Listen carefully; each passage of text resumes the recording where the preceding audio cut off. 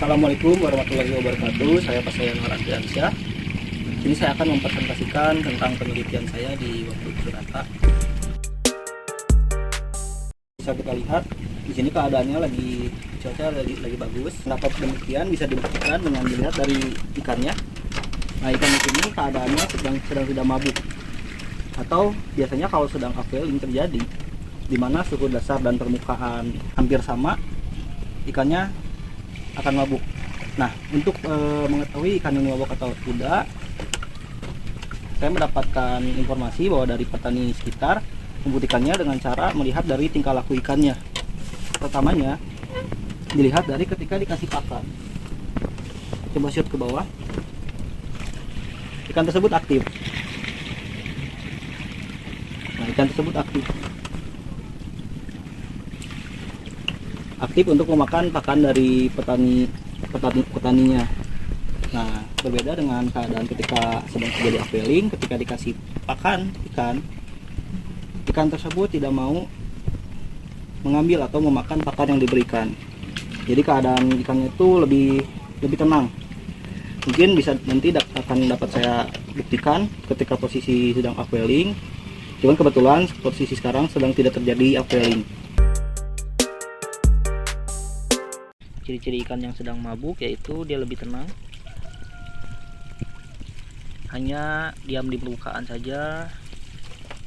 Yang biasanya lebih aktif dari ini. Ini pada hari Sabtu 28 Januari.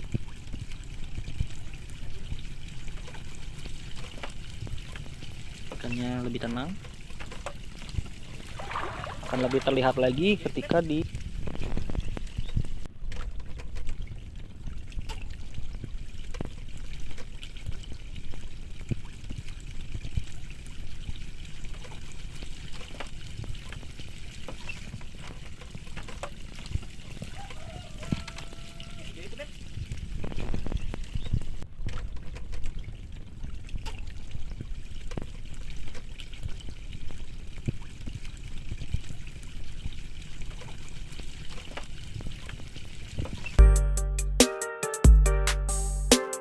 Oke, dan ketika sedang dalam keadaan upwelling ini, ikannya tenang.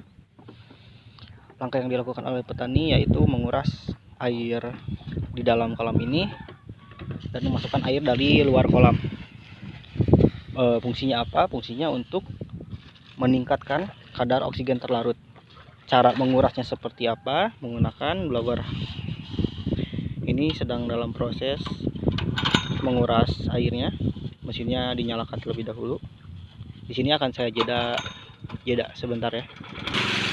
Nah, ini dia ketika mesin blowernya sudah nyala. Jadi air akan dikuras lalu dimasukkan kembali ke dalam kolam untuk meningkatkan keadaan oksigen terlarut. Jadi prosesnya seperti ini. Untuk antisipasi dini petani saat ini ketika terjadi upwelling pada ikan. Alat ini ketika akan berhenti ketika petani melihat secara konvensional ikan tersebut sudah terindikasi tidak mabuk, yaitu diberikan pakan dan dia secara tingkah perilakunya ikan tersebut aktif untuk memakan pakan tersebut.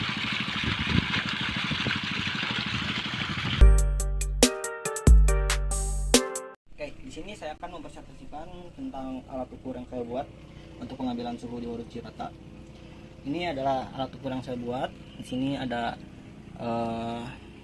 konverter dari aki 12 volt ke 5 volt untuk disambungkan ke mendayai Arduino. Lalu di sini ada antena SIM 800. Lalu ini ada modul SIM 800-nya. Lalu di sini ada port 2 sensor DS18B20, yang satu disimpan untuk di permukaan, yang satu untuk di dasar waduk. Lalu yang putih ini adalah modul charger aki. Lalu di sini ada indikator baterai aki ketika sedang mengecas. Lalu di sini ini ada modul charger otomatis yang sudah disetting ketika tegangan aki berada di bawah 11,4 volt, dia akan mengisi daya otomatis terhadap aki yang sudah disimpan di sini. Karena mengingat kembali kondisi di keadaan di Cirata ini tidak ada listrik. Jadi listrik di sini hanya ada ketika pukul setengah 6 sore hingga jam 6 pagi. Jadi makanya saya membuat alat seperti ini menggunakan modul charger otomatis. Nah, kemampuan pada ikan ini secara terus-menerus akan menyebabkan kematian ikan massal di dalam kolam karamba jaring apung ini. Setelah saya melakukan percobaan dan analisis, ternyata upwelling ini adalah suhu dasar air yang naik ke permukaan atas dasar angin di atasnya. Maka dari itu pada umumnya suhu dasar itu akan lebih dingin daripada suhu permukaan. Ketika terjadi upwelling, suhu dasar ini akan naik ke permukaan sehingga suhu permukaan dengan suhu dasar itu lebih kecil. Jadi suhu permukaan itu lebih dingin daripada di suhu dasar. Maka dari itu adalah indikasi dari kejadian upwelling saat ini.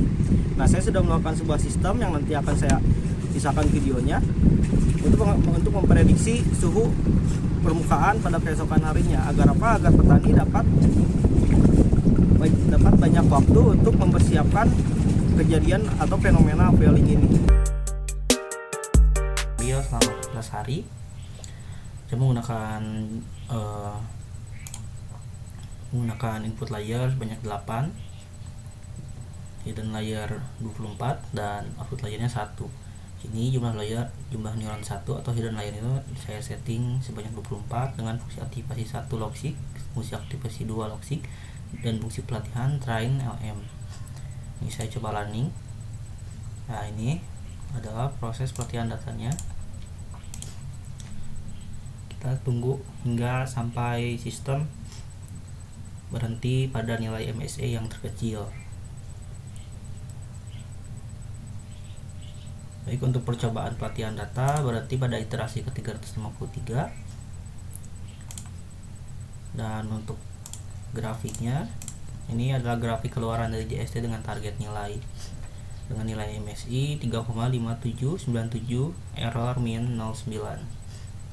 Lalu setelah dilakukan pelatihan, apa yang saya lakukan? Yang saya lakukan adalah mencari nilai daripada bobot-bobot jaringan yang sudah saya buat. Untuk mencari nilai bobot, yang pertama saya akan mencari nilai bobot hidden input, yaitu nilai lapisan input ke lapisan tersembunyi. Karena saya sudah menyimpan jaringan ini, maka di sini kita tinggal memanggil saja jaringan dot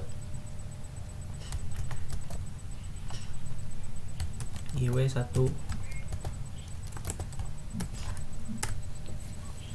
Nah, ini adalah untuk bobot hidden inputnya, dan bobot inilah yang nanti akan saya pakai untuk proses prediksi di dalam Arduino. Lalu selanjutnya saya akan memanggil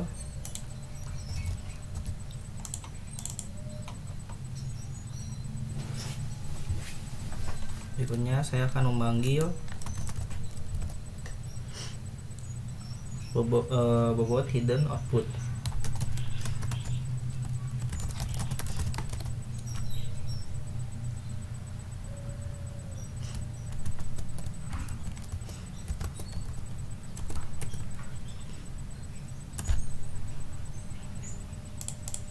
Ini untuk bobot hidden outputnya. Lalu saya akan memanggil bobot dari nilai bias dari lapisan keluaran, bias atau bias output.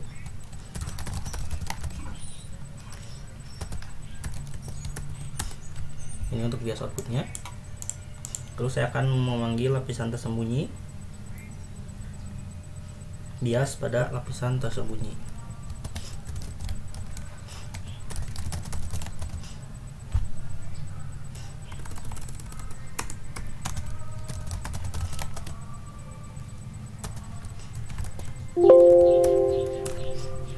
Nah, ini untuk bias tersembunyi. Nanti nilai-nilai bobot inilah yang akan dipakai untuk proses prediksi terhadap sistem.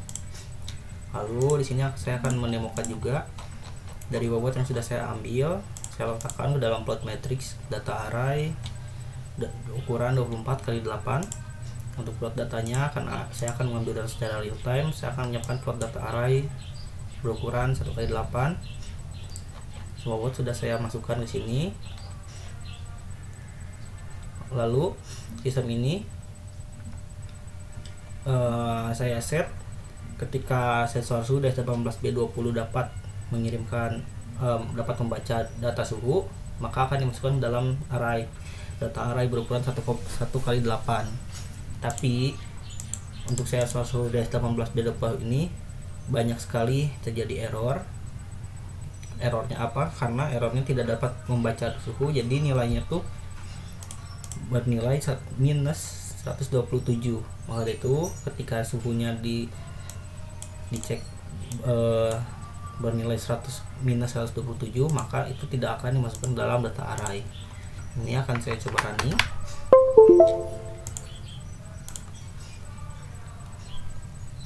Lalu pada program ini, setelah input data array sudah terpenuhi, maka sistem akan memanggil fungsi untuk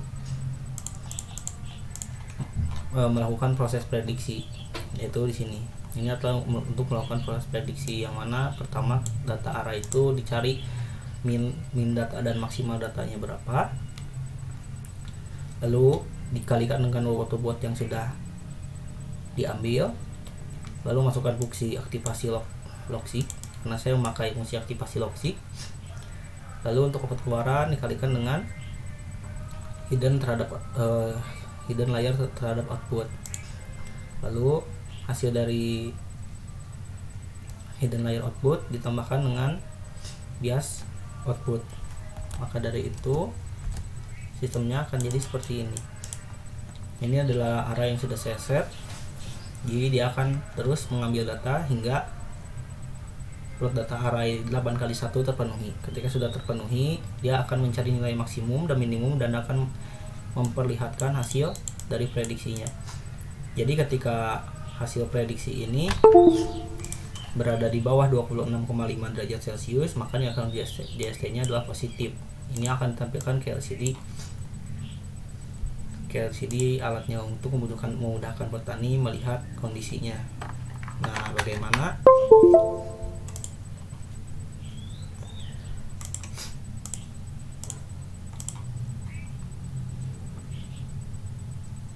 Bagaimana ketika sensornya error? Ini akan saya cabut. Nah, dia tidak akan mau mengambil data sampai sensor ini terbaca. Jadi dia di plot data array-nya tetap segini. Ketika saya sambungkan kembali sensornya, dia mengambil data langsung.